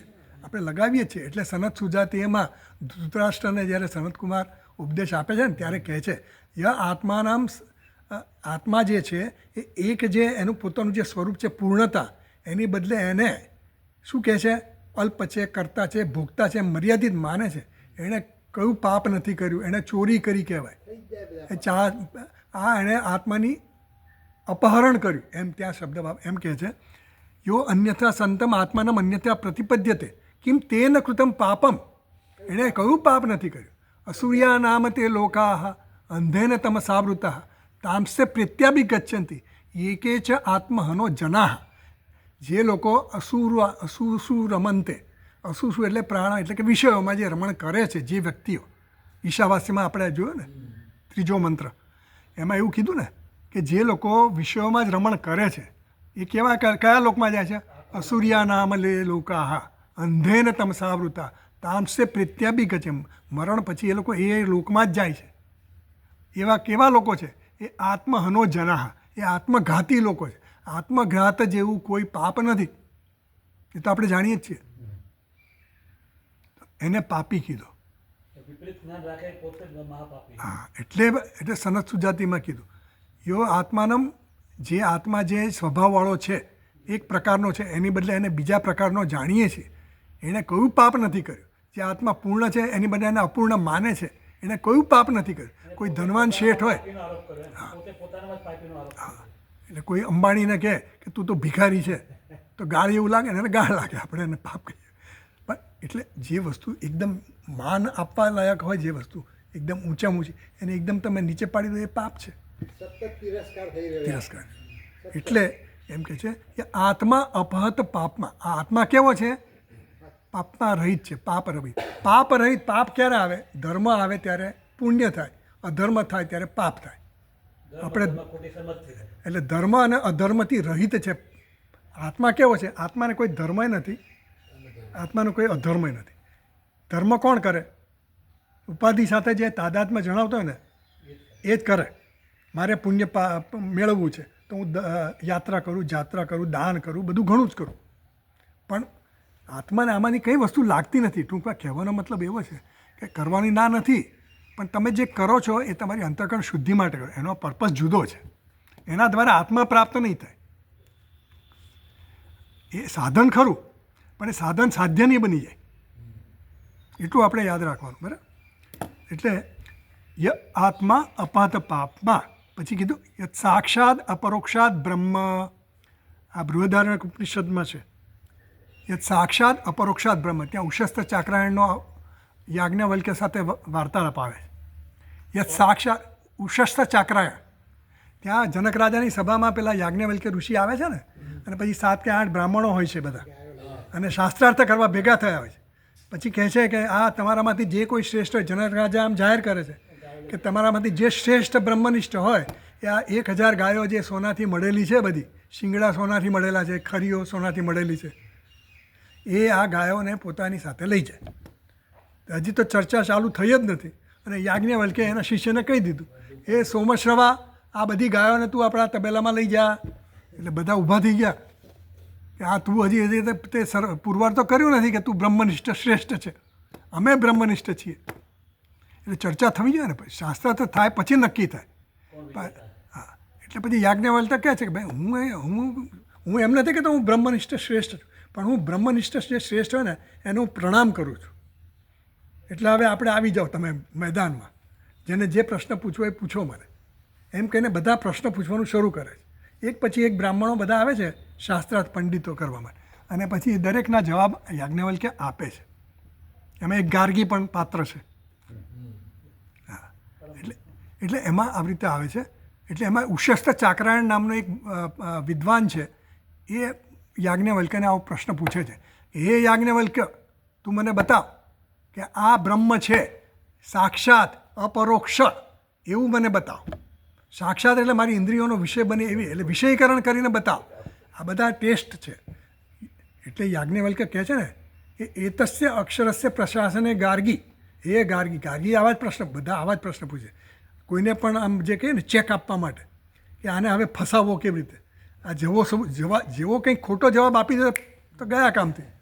એટલે બહુ એને સાવધાન રહેવું પડે જવાબ આપ. એટલે યાજ્ઞવલ્ક્ય તો બરાબર જવાબ આપે છે. એટલે પેલો ઉશસ્ત ચાક્રાયણ એને શું કહે છે કે તમે મને એવી રીતે બતાવો, આ ગાય છે, આ ઘોડો છે, એમ અમે જે રીતે જાણીએ છીએ ને એવી રીતે આ બ્રહ્મ છે એવું બતાવો, જે સાક્ષાત અપરોક્ષ. સાક્ષાત એટલે શું? ઇન્દ્રિયોનો વિષય જે હોય એને આપણે સાક્ષાત કહીએ. અપરોક્ષ એટલે શું? મારા અનુભવનો વિષય હોય. બ્રહ્મ કેવું છે? આપણા જે ઇન્દ્રિયોના વિષયો છે ને એ બધા કેવા છે ખબર છે? આપણે જે ઇન્દ્રિયો દ્વારા વિષય એ વ્યવધાનવાળા છે. ઇન્દ્રિયો દ્વારા જે કંઈ પણ આપણે જ્ઞાન પ્રાપ્ત કરીએ એ જ્ઞાન આપણને જે થાય ને એ કેવું જ્ઞાન થાય? વ્યવધાનવાળું જ્ઞાન થાય. હા, ઇન્દ્રિયોનું વ્યવધાન છે. વ્યવધાન એટલે એક અવરોધ આવે. સીધું જ્ઞાન નહોતું મને, સીધું આમ આંખ ખોલવું એટલે જ્ઞાન નથી થતું. ઇન્દ્રિય પહોંચે, વિષયને કોન્ટેક્ટ કરે, સંપર્ક થાય, વૃત્તિ જન્મે, પછી મનમાં એનું વૃત્તિનું જ્ઞાન થાય, ત્યારે મને જ્ઞાન થાય છે. એટલે બધા વ્યવધાન છે. અનેક બધા વચ્ચે અવરોધો આવે. અપરોક્ષ એટલે શું? કોઈ વ્યવધાન રહિતનું જ્ઞાન. મને મારું જ્ઞાન છે ને, મારો અનુભવ છે ને, વ્યવધાન રહિત છે. એના માટે મારે ઇન્દ્રિયોની જરૂર નથી, મનની જરૂર નથી, હું છું કે નથી એ જાણવા માટે મારે ઇન્દ્રિયોની જરૂર નથી કે ચલો હું જોઈ લઉં કેવું છે, હું છું કે નહીં, એવું જોવાની જરૂર નથી, ચાખવાની જરૂર નથી, સાંભળવાની જરૂર નથી. કોઈ પણ ઇન્દ્રિયોનો વિષય બની શકે. એટલે યત સાક્ષાત અપરોક્ષાત બ્રહ્મ તન્મે વ્યાચક્ષવ, એ યાજ્ઞવલ્ક્ય, એ મને તું બતાવ, એવો ત્યાં પ્રશ્ન કરે છે. એટલે યત સાક્ષાત અપરોક્ષ, આ બ્રહ્મ કેવું છે? સાક્ષાત છે અને અપરોક્ષ છે. અપરોક્ષ એટલે સ્વયં પ્રકાશ છે. એને પ્રકાશિત કરવા માટે, બીજા વિષયોને પ્રકાશિત કરવા માટે મારે ફલવ્યાપ્તિ જોઈએ, કારણ કે આ બધા વિષયો કેવા છે? પરપ્રકાશ છે. એને પ્રકાશિત કરવા માટે મારે પ્રકાશ કરનારો કોઈ તત્વ જોઈએ, અને એ આત્મા હોય. હા, અને પેલું અપરોક્ષ જે છે એને કોઈ ઇન્દ્રિયની જરૂર નથી, મનની જરૂર નથી, એટલે અપરોક્ષ. એવું જ્ઞાન મને બતાવો. એ આ ઘોડો છે એવું મને જ્ઞાન કેવું થાય છે? તો કે એ જ્ઞાન તને થાય છે ને એ ઇન્દ્રિયો દ્વારા થાય. એવી રીતે આનું જ્ઞાન થઈ શકે નહીં. એટલે આત્માનું જ્ઞાન કેવું છે? ઇન્દ્રિયથી થઈ શકે એવું નથી. એ અપરોક્ષ છે, સાક્ષાત છે. એટલે બે શબ્દ વપરાય, સાક્ષાત અને અપરોક્ષ. અપરોક્ષ છે એટલા માટે કે ઇન્દ્રિય દ્વારા પણ ન જાણી શકાય, સ્વપ્રકાશ છે, સાક્ષાત ઇન્દ્રિયો દ્વારા ન જાણી શકાય. અપરોક્ષ એટલે કે સ્વપ્રકાશ છે. સમજ પડી? એવું એમને કહેવાનું. પછી આગળ વાંચીએ. પછી કહે છે ય આત્મા સર્વાંતર, એમાં જ પછી આગળ આવે છે આ સર્વાંતર. સર્વાંતર એટલે અંતરતમ, ઇનરમોસ્ટ. આત્મા કેવો છે? અંતરતમ છે. મન મારું ક્યાં છે? અંદર છે. તો મન કરતાં મને અંદર છે, તો એની કરતાં પણ અંદર. અંતરતમ, અંતરમાં અંતર. ઇનરમોસ્ટ એટલે પ્રત્યક છે. પ્રત્યક એટલે ઇનરમોસ્ટ, પ્રત્યક એટલે અંતરમાં અંતર, એનાથી અંદર કંઈ છે નહીં. એટલે સૂક્ષ્મમાં સૂક્ષ્મ. અંતર એટલે દેશની દૃષ્ટિએ અંતર એવું નથી કહેવા માગતા. અંતર એટલે અંતરતમ એટલે સૂક્ષ્મમાં સૂક્ષ્મ છે. ઇન્દ્રિયોનો વિષય બને એને સ્થૂળ હોય. ઇન્દ્રિયોનો વિષય બને, મનનો વિષય, મનના વિચારો છે એ બધા કેવા છે? મનના વિચારો આપણે જોઈ શકીએ, એ સાક્ષી ભાષ્ય છે. એને જોનારો પણ કોઈ છે. ઇન્દ્રિય એને નથી જોતી. મનના વિચારોને ઇન્દ્રિયોથી ન જોવાય. હા, બે છે. બે રીતે આપણને પ્રકાશિત થાય. તો એ જે મન છે એ પણ સાક્ષી ભાષ્ય છે. મન પોતાની જાતે કંઈ ન કરી શકે. એને સાક્ષી પ્રકાશિત કરે ત્યારે જ આપણને વિચાર આવે, અને વિચારને આપણને એની ઓળખાણ થાય કે શું વિચાર છે. પણ આ તત્વ કેવું છે? સર્વાંતર એટલે એ અંતરતમ છે, ઇનરમોસ્ટ છે. ઇત્યાદિ શ્રુત્યંતરેભ્ય ચ એટલે આ બધી શ્રુતિઓ દ્વારા એવું સ્થાપિત કર્યું. ભાષ્યકારે આપણને આ બધા ઉદ્ધૃત કર્યા. એની પાછળનો હેતુ એવું છે કે આત્મા અને બ્રહ્મ એક જ છે. અન્ય દેવ તદ વિદિતાદ અથો અવિદિતાદ અધિ. એ દ્વારા જે આત્મા અને બ્રહ્મ એક જ છે એવું ત્યાં કહ્યું, એનું અહીંયા તમને આ ઉદાહરણ દ્વારા પણ બીજી શ્રુતિઓનો પણ એમાંથી સંમત થાય છે. એની પણ સંમતિ છે એવું બતાવ્યું. કારણ કે તમારે એના સપોર્ટમાં કંઈક કહેવું પડે ને. તમે કીધું એટલે કે અમે માની કેવી રીતે લઈએ? એવું દરેક જણ એવું કહે. એટલે એને સંમતિ માટે આ કહ્યું. આગળ વાંચીએ. ઇતિ એવમ સર્વાત્મન સર્વવિશેષરહિતસ્ય ચિન્માત્ર જ્યોતિષ બ્રહ્મત્વ પ્રતિપાદકસ્ય વાક્યસ્ય આચાર્ય ઉપદેશ પરંપરયા પ્રાપ્તત્વમ આહ ઇતિ શુશ્રુમ ઇત્યાદિ. જુઓ મંત્રમાં કહું ને, ઇતિ શુશ્રુમ ધીરાણામ. મંત્ર જુઓ 28મા પેજ પર છે ને મંત્ર, એમાં લખ્યું છે છેલ્લી લીટી છે ને, ઇતિ શુશ્રુમ પૂર્વેશામ. આ અમે સાંભળ્યું છે. પેજ નંબર 28 મંત્ર છે ને, આ તો રિફર કરવા ખાલી. ઇતિ શુશ્રુમ પૂર્વેશામ, અમે પૂર્વના આચાર્યો પાસેથી આ અમે સાંભળ્યું છે. અમે લોકોએ આ સાંભળ્યું છે. શું સાંભળ્યું છે? આ તો કહે છે આ જે અમે તને કહ્યું ને, અવિદિતા દધી વિદિતા અન્ય દેવ તદ વિદિતા અધિતા અવિદિતા દધી, એ જે કહ્યું એ અમે પૂર્વના આચાર્યો પાસેથી સાંભળ્યું છે. અમે અમારી રીતે નથી કહેતા. એટલે પરંપરા દ્વારા અમે કહીએ છીએ. શાસ્ત્રમાં આવું કહેવામાં આવ્યું છે, અને એ પરંપરા દ્વારા અમને પણ જે ઉપદેશ પ્રાપ્ત થયો છે એ અમે તને કહીએ છીએ. એટલે કહે છે, આવી જાઓ પાછા 34 પેજ નંબર પર આવી જઈએ. એવમ આપણે જે વાંચ્યું ને, એવમ સર્વાત્મન સર્વવિશેષરહિતસ્ય ચિન્માત્ર જ્યોતિષ બ્રહ્મત્વ પ્રતિપાદકસ્ય વાક્યસ્ય આચાર્ય ઉપદેશ પરંપરયા પ્રાપ્તત્વમ એવ. આ જે ઉપદેશ છે એ આચાર્યની પરંપરા દ્વારા જ પ્રાપ્ત થઈ શકે એવો છે. એટલે તમે તમારી જાતે વાંચી લો કે સાંભળી લો તો તમને એ જ્ઞાન થાય ન થાય. પરંપરા જ. અને જે પરંપરાવાળા હોય એના પાસે જ, ગમે એટલા મહાન વિદ્વાન હોય કે મહાન વ્યક્તિ હોય એની પાસેથી સાંભળીએ તો મળી જાય કે નહીં? ન મળે. આ જ્ઞાન એના ન હોય. આ જ્ઞાન કોની પાસેથી મળવું પડે? પરંપરાવાળા જે આચાર્ય હોય એની પાસેથી. એટલે ગુરુ પરંપરાનું જે મહત્ત્વ છે ને એટલા માટે છે. શાંકર પરંપરા છે એ જુદી પરંપરા, પછી માધવાચાર્યની પરંપરા જુદી, નિંબાર્કાચાર્યની પરંપરા જુદી. એટલે નૈયાયિકો, વૈશેષિકો, સાંખ્ય આ બધા જુદી જુદી પરંપરાઓ છે. તો બધી પરંપરાઓ જુદી જુદી પાછી. તો આ જ્ઞાન તમારે પ્રાપ્ત કરવું હોય તો આ પરંપરા દ્વારા જ પ્રાપ્ત થઈ શકે, ઐક્યનું. વેદાંત એક જ એવું છે કે એકમ એવા દ્વિતીયમનું જે પ્રતિપાદન કરનારું શાસ્ત્ર છે અને એ તમને આચાર્ય પાસેથી જ પ્રાપ્ત. નહીં તો તમે પછી પેલા 4 વાક છે, બધા ઘણા છે બીજા બધા દર્શનો, એમાં તમે સાંભળો એ પણ આચાર્યો જ કહેવાય, એ લોકો પણ પંડિતો જ કહેવાય. સાંખ્ય દર્શનવાળા પંડિતો, વૈશિષ્યકોએ કહેવાય બધા. પણ આપણે જે પરંપરામાં છીએ એ પરંપરાના જે આચાર્યો હોય એની પાસેથી જે આ ઉપદેશ સાંભળ્યો હોય તો આ જ્ઞાન થાય. ત્યાં બીજી રીતનું જ્ઞાન, ભક્તિના આચાર્યો જુદી રીતનું જ્ઞાન આપે. આમાં દરેક વસ્તુ છે ને, આચાર્યો તો બધે હોય જ, વિદ્વાનોએ બધે હોય જ. તમારે ક્યાં જવું એ તમારે નક્કી કરવાનું. પણ કહેવાનો અર્થ એવો છે કે આ આચાર્ય પરંપરાથી જ ઉપદેશ પ્રાપ્ત થાય. તમે તમારી સ્વબુદ્ધિથી ન થાય, તમારી વિદ્વત્તા તમારી પાસે રાખવાની. આમાં તો આચાર્ય કે એ પ્રમાણે ચાલવું પડે. અને આચાર્ય પણ પોતાની બુદ્ધિથી ન કહે, એ પણ શાસ્ત્રના આધારે જ કહે. એટલે શું જોઈએ? શ્રદ્ધા છે. યસ્ય દેવે પરાભક્તિ યથા દેવે તથા ગુરુ. તમારામાં ભક્તિ પણ એવી હોવી જોઈએ અને શ્રદ્ધા પણ એવી જોઈએ, ગુરુમાં હોવી જોઈએ. યથા દેવે, જેવી રીતે તમને ઈશ્વરમાં કે પરમાત્મામાં શ્રદ્ધા છે એવી શ્રદ્ધા ગુરુમાં પણ હોવી જોઈએ. અને ગુરુ શાસ્ત્રનું નિરૂપણ કરે છે એટલે તમને શ્રદ્ધા. શાસ્ત્રમાં પણ શ્રદ્ધા, ગુરુમાં પણ શ્રદ્ધા જોઈએ. ત્યારે આ જ્ઞાન આપણને પણ. શ્રદ્ધાવાન લભતે જ્ઞાન તત્પર સંયતેન્દ્રિય, એવું કીધું ને ભગવાને. એટલે આ શ્રદ્ધા બહુ મોટું વિત્ત છે. શ્રદ્ધા વિત્તો ભૂતવા. શ્રદ્ધારૂપી વિત્ત છે ને, આ જ્ઞાન માટે શ્રદ્ધારૂપી વિત્ત જોઈએ, બહારનું વિત્ત ન ચાલે. એવું ત્યાં આપણે ઉપનિષદમાં કહ્યું, બૃહદારણ્યકમાં. તો જુઓ અહીંયા એમ કહે છે કે આ બ્રહ્મત્વ પ્રતિપાદક વાક્ય છે આચાર્ય ઉપદેશ પરંપરા એવ પ્રાપ્તમ. આ આચાર્યની ઉપદેશની પરંપરા જે છે એ પરંપરા દ્વારા જ આ ઉપદેશ પ્રાપ્ત થઈ શકે. એટલે એમ કહેવામાં આવ્યું કે ઇતિ શિશુમ પૂર્વેશામ, મંત્રમાં કીધું કે અમે આ પૂર્વના આચાર્યો પાસેથી આ ઉપદેશ પ્રાપ્ત કર્યો છે, એ અમે તને કહીએ છીએ. પછી આગળ વાંચીએ.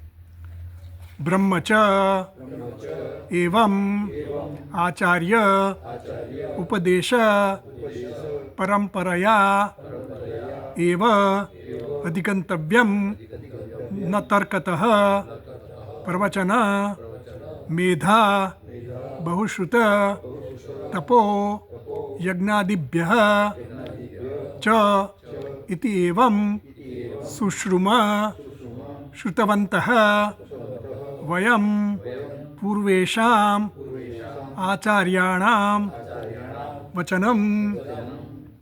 તો એમ કે છે બ્રહ્મ ચ એવમ આચાર્ય ઉપદેશ પરંપરાયા એવ. આ બ્રહ્મ પણ છે, જે છે બ્રહ્મનું જ્ઞાન પણ છે. બ્રહ્મનું જ્ઞાન તમને આચાર્ય પરંપરા, આચાર્ય ઉપદેશ પરંપરા એવ અધિગંતવ્યમ. અધિગંતવ્યમ એનું જ્ઞાન તમને કોના દ્વારા પ્રાપ્ત થાય? આચાર્યને ઉપદેશ પરંપરા દ્વારા જ આનું જ્ઞાન પ્રાપ્ત થઈ શકે. કોઈ પણ વિષયનું જ્ઞાન પ્રાપ્ત એ પરંપરામાં જ પ્રાપ્ત. ભૂગોળનું જ્ઞાન પ્રાપ્ત કરો ને તો ભૂગોળના આચાર્ય હોય ને એની પાસેથી પ્રાપ્ત, પછી કેમેસ્ટ્રીના આચાર્ય પાસેથી ન પ્રાપ્ત થાય. સામાન્ય રીતે એવું જ હોય ને. મેડિકલનું જ્ઞાન પ્રાપ્ત કરો તો મેડિકલ, પછી એન્જિનિયરિંગવાળો ત્યાં જઈને ઊભો રહે તો એ જ્ઞાન ના આપી શકે, એની એવી યોગ્યતા જ ન હોય. એટલે એમ કહે આ તો ઇટ્સ અ કોમન થિંગ. આ તો પણ આપણે એવું કહે છે કે બ્રહ્મનું જ્ઞાન પ્રાપ્ત થવું હોય તો આચાર્ય ઉપદેશ પરંપરા એવ અધિગંતવ્યમ ન તર્કતઃ. એ તર્કનો વિષય નથી. તર્ક એટલે શું? યુક્તિ. યુક્તિ તર્ક છે ને એ દ્વૈતમાં રહેલું છે. યુક્તિ આપણો વ્યવહારના જે કંઈ આપણા અનુભવો હોય ને એના આધારે જે થાય ને એ તર્ક થાય. તર્ક હંમેશા આપણા અનુભવના આધારે હોય અને એ હંમેશા ભેદ બુદ્ધિમાં રહેલું છે. ભેદ બુદ્ધિથી તમને જે કંઈ પણ જ્ઞાન થાય કેવું હોય? ભેદ બુદ્ધિવાળું જ હોય. આમાં તો ભેદનો બાધ કરવાનો છે. આ જ્ઞાન કેવું છે? જે ભેદ બુદ્ધિ છે એનો બાધ કરવાનો છે. એટલે ભેદ બુદ્ધિ રહિતનું આ જ્ઞાન છે. એટલે એમ કે તર્કથી ન થાય. નૈષા તર્કેણ મતિરાપનેયા, એવું ત્યાં ઉપનિષદમાં, તમે કઠોપનિષદમાં આવ્યું હશે, પહેલો અધ્યાયમાં જ છે. બીજા નૈષા તર્કેણ મતિરાપનેયા પ્રોક્તા અન્યે નૈવ સુજ્ઞાનાય પ્રેષ્ઠ. એટલે આ તર્ક દ્વારા આને પ્રાપ્ત કરી શકાય નહીં. તર્કથી એને તમે પુરવાર ન કરી. બ્રહ્મનું જ્ઞાન કરવું હોય તો તર્કથી, આમ નહીં તો આમ. તર્ક એટલે અનુમાન કરીએ, ઇન્દ્રિયોનો વિષય બની શકે. તર્ક એટલે ઇન્દ્રિયોનો વિષય, અને ઇન્દ્રિયોના વિષયનો જે કંઈ પણ અનુભવ હોય ને એનાથી આપણે પછી તર્ક કરે કે આ કેમ નહીં આવે, આમ થયું હશે એટલે નહીં આવે. એને કંઈ કામ આવી ગયું છે, એ માંદો પડ્યો હશે, એની ગાડી બગડી હશે, એની સાયકલ બગડી હશે, એનું સ્કૂટર બગડ્યું, આવા બધા તર્ક કરીએ ને આપણે. તો બ્રહ્મ આવું હશે, ત્યાં ટેકરી પર પડ્યું હશે, ફલાણી જગ્યાએ હશે, આના દર્શન કરીશું એટલે મળશે. આવા બધા જે તર્કો કરવા એટલે તર્કનો વિષય નથી, અતર્ક્ય છે. એટલે એમ કીધું કે માત્ર ને માત્ર આ ગુરુ પરંપરા દ્વારા જ પ્રાપ્ત થાય, તર્કતઃ ન, તર્કથી નહીં.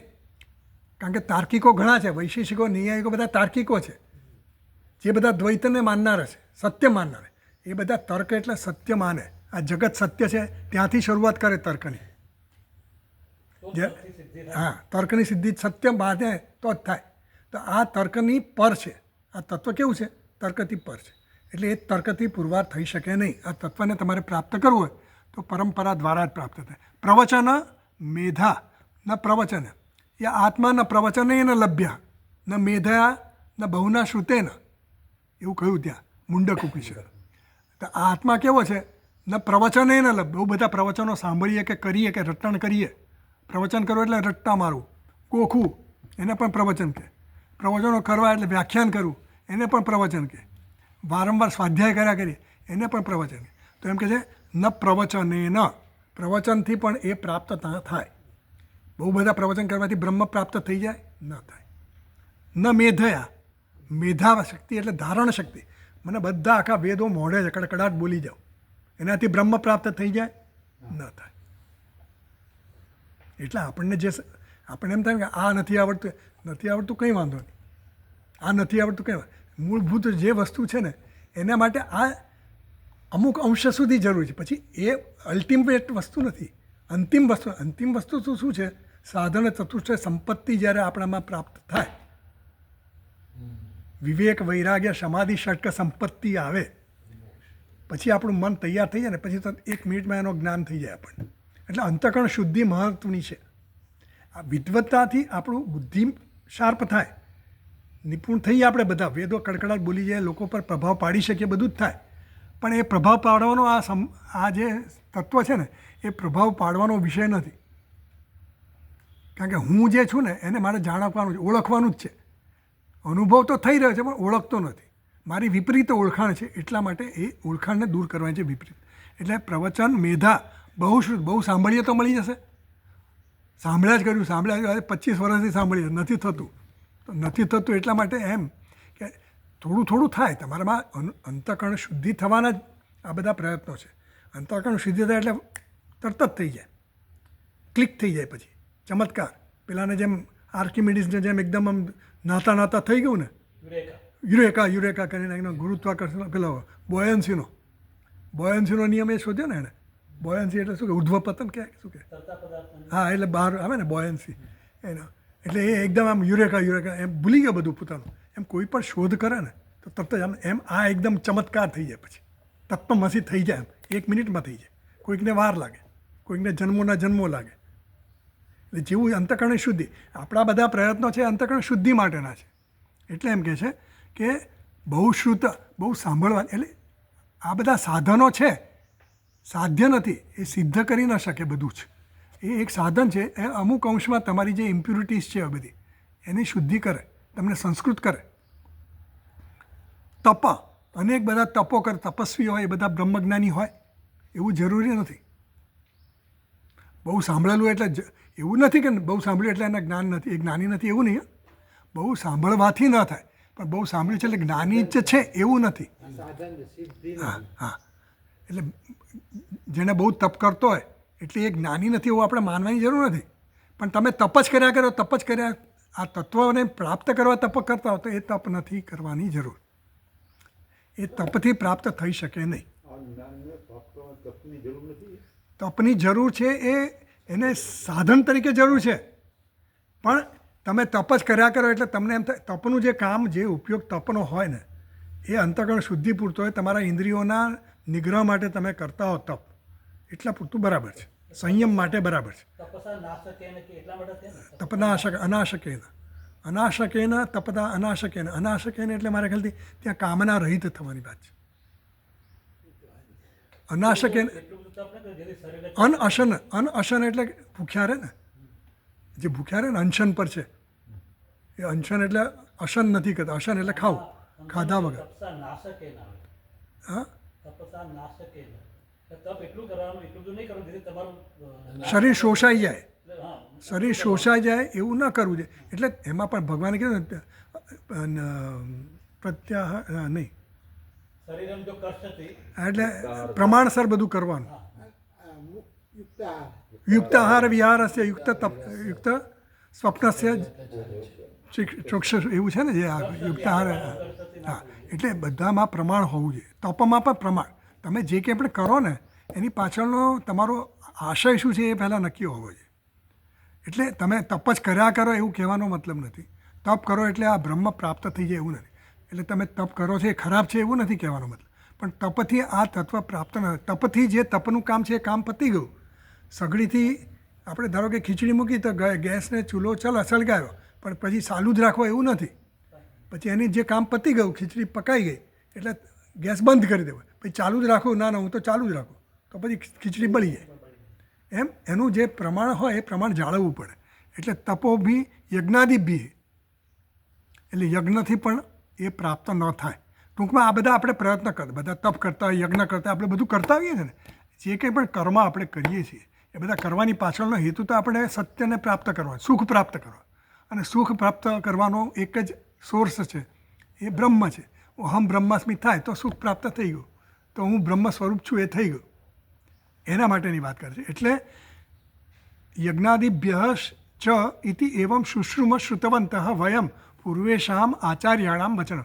એટલે આચાર્યોના, પૂર્વના આચાર્યોના વર્ણન પરથી, એના વચનોથી અમે આવું સમજ્યા છીએ કે આ જે છે આત્મા જે છે એ પ્રવચનથી કે મેધાથી કે બહુ શુદ્ધથી એનાથી પ્રાપ્ત થતો નથી. હા, એનો ઉપયોગ કરી શકો તમે, સાધનનો ઉપયોગ થાય.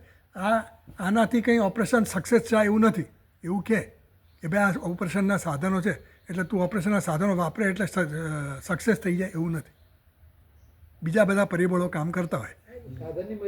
હા, એટલે એનો ઉપયોગ ત્યાં છે. તપનો ઉપયોગ છે અમુક સુધી છે. યજ્ઞનો ઉપયોગ છે, ભગવાને કીધું પાવનાની મનીષીણા. યજ્ઞ, દાન, તપ આ જે છે બધા પાવન કરનારા છે, પવિત્ર કરનારા છે, અંતઃકરણ શુદ્ધિ કરનારા છે. પણ એ બ્રહ્મ પ્રાપ્ત કરાવનારા નથી. પણ બ્રહ્મ પ્રાપ્ત થવા માટેની જે આપણી યોગ્યતા છે એ યોગ્યતા પ્રાપ્ત કરવા માટેના સાધનો છે. એટલે એકદમ don't throw baby along with the bath water. Don't throw baby along with the bath water. જે પાણીને જ ફેંકી દેવાનું, બેબીને ફેંકી ન દેવાની. જે રાખવાનો અંશ છે એ રાખવાનો, એવું કહેવાય. એટલે સ્વામીજી એવો દાખલો આપતા હોય, don't throw baby along with the bath water. જે અંશ રાખવાનો છે એ રાખવાનો, ટોટલ ફેંકી. આ બધું જે કહેવામાં આવ્યું ને એટલે આપણે બધું છોડી દેવાનું એવું નથી કહેવાનું. જેની જે યોગ્યતા અને જે પ્રમાણે કરવાનું એ કરવાનું. આવું અમે વયમ પૂર્વેશામ આચાર્યાણામ વચનમ શ્રુતવંત. આવા અમે આચાર્યો, પૂર્વના આચાર્યો પાસેથી સાંભળેલું છે. આગળ વાંચીએ. એ આચાર્યા નઃ અસ્મભ્યમ તદ્બ્રહ્મ વ્યાચચક્ષિરે વ્યાખ્યાતવંત વિસ્પષ્ટમ કથિતવંત તેષામ ઇત્યર્થઃ. એ આચાર્ય નઃ અસ્મભ, નઃ એટલે અસ્મભ્યમ, અમને. એ આચાર્યોએ અમને, જે આચાર્ય એટલે જે આચાર્યોએ અમને તદ બ્રહ્મ વ્યાચચક્ષિરે, એ બ્રહ્મનું વ્યાખ્યાન કર્યું. વ્યાખ્યાન એટલે સ્પષ્ટ અમને એની વ્યાખ્યા કરી. વિસ્પષ્ટ, વી એટલે વી, અને આ એટલે સમનતા, સમગ્ર સંપૂર્ણ રીતે એની અમને સ્પષ્ટ રીતે વ્યાખ્યાન કરી છે. આ રીતે જ અમને કહ્યું છે અને એ રીતે અમે તને કહીએ છીએ. વ્યાખ્યાતવંત વિસ્પષ્ટમ કથિતવંત તેષામ. આ જે વચનો બધા અમને કહ્યા, અન્ય દેવ તદ વિદિતાદ અથો અવિદિતાદ અધિ. આ પ્રમાણેનું જે વ્યાખ્યાન અમને પૂર્વના આચાર્યોએ કર્યું છે એ મેં તમને કહ્યું છે, એ અમે તને કહીએ છીએ. કોણ કહે છે? આચાર્ય કહે છે. કોને કહે છે? શિષ્યને કહે છે. એટલે ઇતિ શુશ્રુમ યથા એતદનુ શિષ્યાત, એ જે કહ્યું ને મંત્રમાં, જો મંત્ર કાઢો 28મા પાના પર, 28મા પાના પર મંત્ર. અન્ય દેવ તદ વિદિતાદ અથો અવિદિતાદ અધિ, એવું જે કીધું ને. ઇતિ શુશ્રુમ પૂર્વેશામ યે નસ્તદ વ્યાચ ચક્ષિરે, યે એટલે કે જે, નહ એટલે કે અસ્મભ્યમ અમને, વ્યાચ ચક્ષિરે અમને એમણે આ ઉપદેશ આ રીતે કર્યો છે એ અમે તને વ્યાખ્યાન કરીએ છીએ. આ રીતે ત્રીજો મંત્ર પૂરો થયો.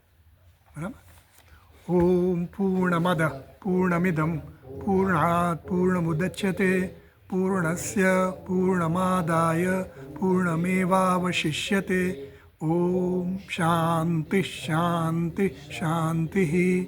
શંકરમ શંકરાચાર્યમ કેશવમ બાદરાયણમ સૂત્રભાષ્યકૃતૌ વંદે ભગવन्तૌ પુનઃ પુનઃ.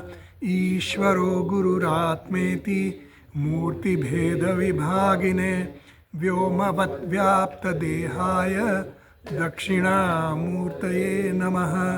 ઓમ શાંતિ શાંતિ શાંતિ. હરિ ઓમ શ્રી ગુરુભ્યો નમઃ. હરિ ઓમ.